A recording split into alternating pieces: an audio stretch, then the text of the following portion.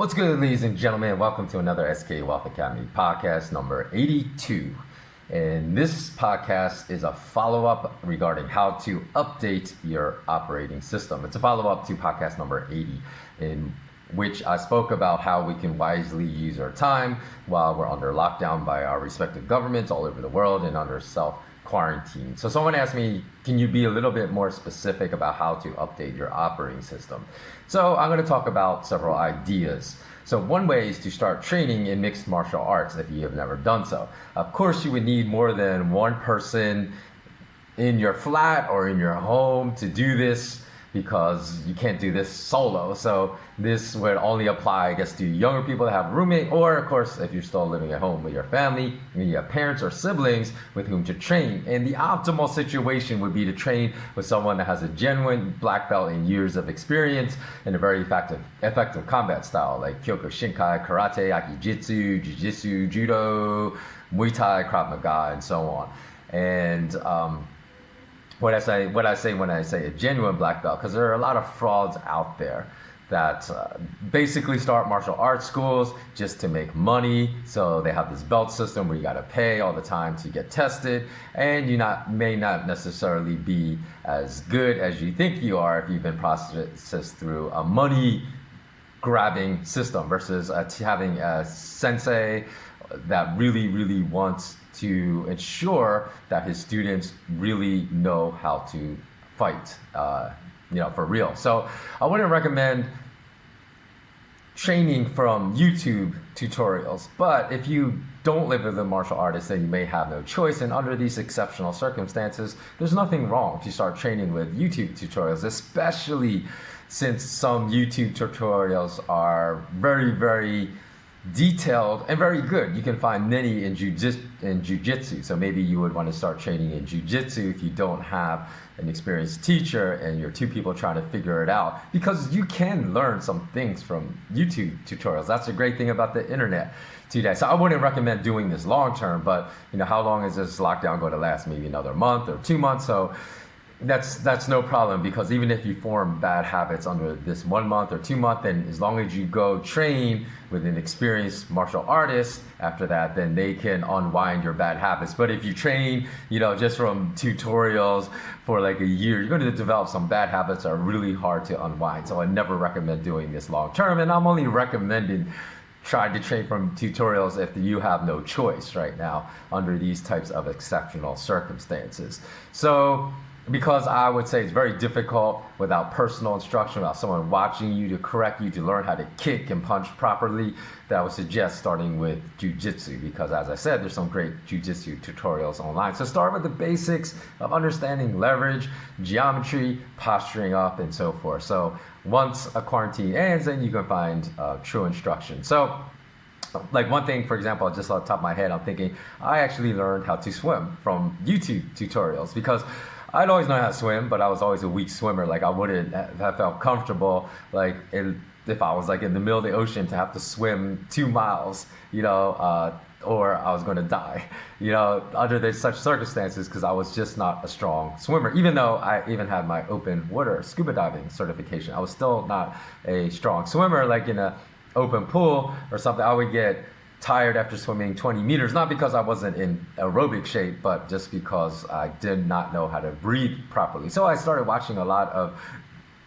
tutorials, tutorials about swimming, because a lot have like underwater cams, so you can really see the proper technique. And I watched some underwater video of Olympic swimmer Michael Phelps, and I started to teach myself the basic proper techniques as far as learning how to breathe properly. And I went from only being able to swim like 20 meters with, gasping for air because my technique was horrible, to being able to swim 1,000 meters over about a course of 3 months. So tutorials can work and can give you something to work on. Now, people say, hey, why would you say training in MMA is a manner to improve your operating system? Isn't that like using the PC analogy, just strengthening your outside shell, like you're improving the CPU tower and its components? And my answer is that while that's true, that's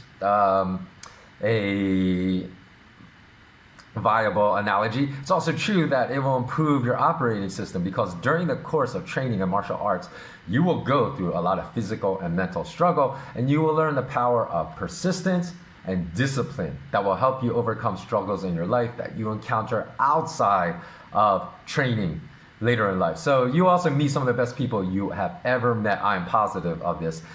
You will ever encounter in life in in the martial arts community, because it's a very close, tight-knit community, and we all look out for one another. So for example, we find ourselves in another pandemic in the future that's worse than this one, and you will have a very large extended family. Should you need money, should you need food, that will come to your assistance. I am positive of this, because I've been training in the arts for most of my life, and I've always found this to be the case. And I have never encountered a high-level martial artist that had respect for the martial arts and the craft to be a bully. And speaking of bullies, I recommend that a lot of people stop letting fear prevent them from trying something new. Trying new things and struggling through that process of learning something new always leads to growth and will improve your operating system. So tackle something of which you are afraid.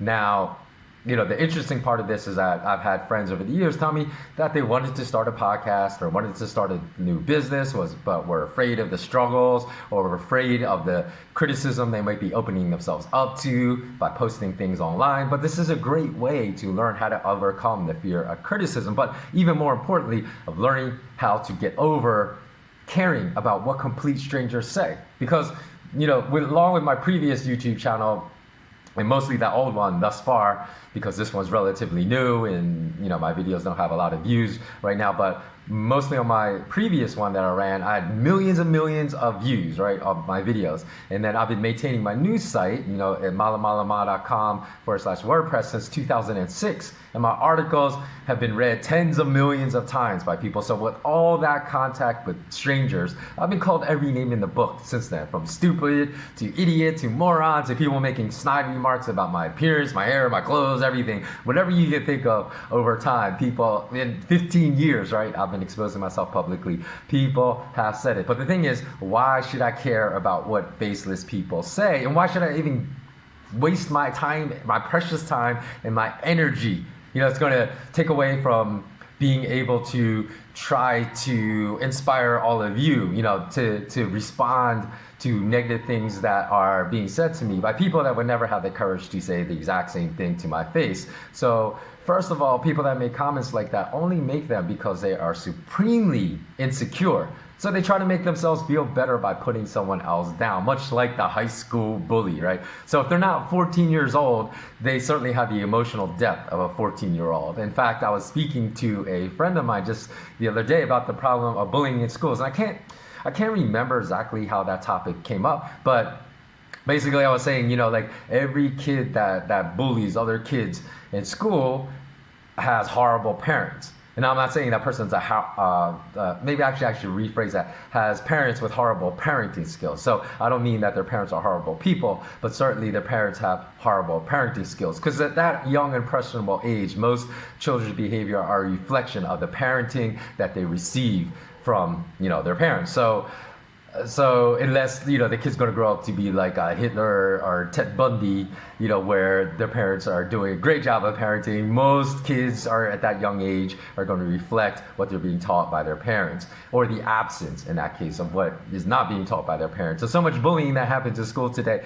involves bullies that pick on kids with physical abnormalities are a result of like genetic abnormalities at birth. So, this may mean, or this definitely means that the parents of these bullies never taught their children how to be a decent human being. Like never to demean anyone because of the way they look or what clothes they wear, or if their face looks different, or if they're missing an arm or missing a leg or wheelchair bound. And the way I see it is that people that make similar comments online are the emotional equivalents of these high school bullies. So they're equivalent of what I call spiritual vampires, because they will suck all the positive energy and outlook from you if you allow them. So don't allow them. Why even engage them? Because I stated, most likely they're just like a 12-year-old. And if they're a 30-year-old adult engaging in some behavior, then they have the emotional and spiritual growth of a 12-year-old. And like I said, they're a spiritual vampire. So just avoid them, let it roll off your back, and learn how not to let it affect you. Because when I talk to really young people that are starting podcasts in their 20s and 21, they say they get so many negative comments and discourages them from continuing onward.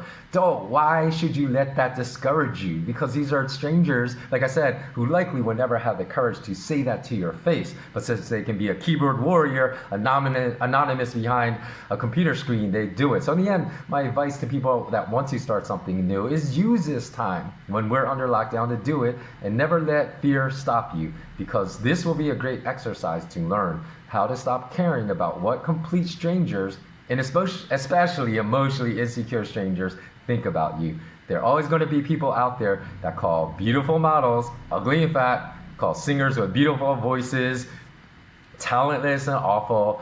They're going to call really, really smart, insightful, brilliant people idiots. And they're going to call even authors as magnificently talented as Pulitzer Prize Colombian author Gabriel Garcia Marquez a terrible writer. There are people that are just that way.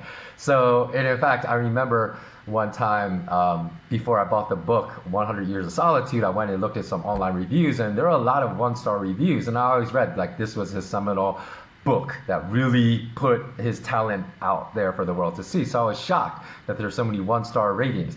And so I actually went and read some of these one-star ratings because I wanted to see what people had to say. And they said basically their criticisms was that it was very difficult to read with run-on sentences and very long passages that made the storyline difficult to follow. So it was more criticism of his writing style. And I found some of those points to be valid when I actually bought the book and read it.